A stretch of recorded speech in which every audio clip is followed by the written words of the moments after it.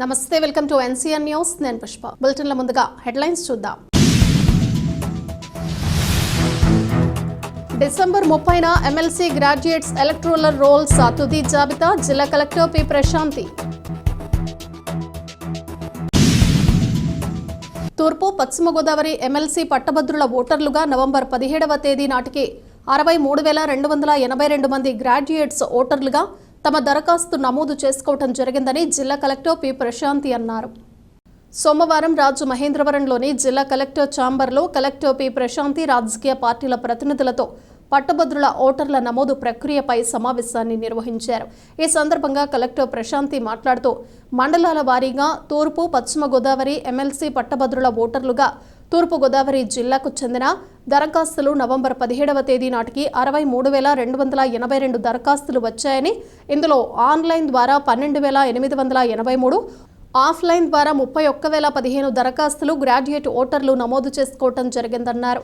Draft voter జాబితా November 23న ప్రకటించనున్నట్లు తెలిపారు. గత గ్రాడ్యుయేట్ ఎమ్మెల్సీ ఎన్నికలకు సంబంధించి 61 పోలింగ్ స్టేషన్స్ ఉండగా ప్రస్తుతం 82 పోలింగ్ కేంద్రాలు ఏర్పాటు చేసేందుకు ప్రతిపాదనలు సిద్ధం చేశామన్నారు. ఈ కార్యక్రమంలో వివిధ రాజకీయ పార్టీల నాయకులు తదితరులు పాల్గొన్నారు.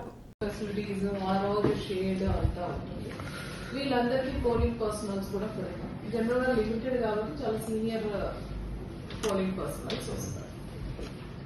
మీ వైపు నుంచి నా రిక్వెస్ట్ ఏంటంటే, మాన్యువల్ ఓటింగ్ అయ్యేటప్పుడు ఇన్వాలిడ్ ఓట్స్ చాలా ఎక్కువ ఉంటాయి.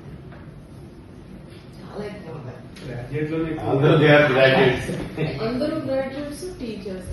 టెన్షన్ అయినా ఏమైనా కూడా అంటే ఇలా మిక్స్ చేసేటప్పుడు అది సరిగా ఫోల్డ్ చేయకపోవడం వల్ల అటు నుంచి ఇటున్నాడు. సో మీరు ఎక్కువ ఫోల్డింగ్ మీద చెప్పాల్సింది.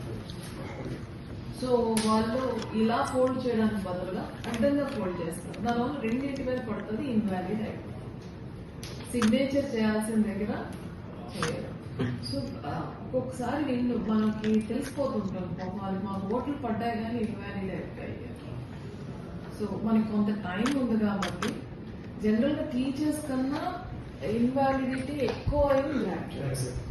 సో మీరు ఓటు వేసే విధానం మీద ఎక్కువ కాన్సన్ట్రేట్ చేయాలి. తర్వాత ఓటింగ్ కి రావాలి.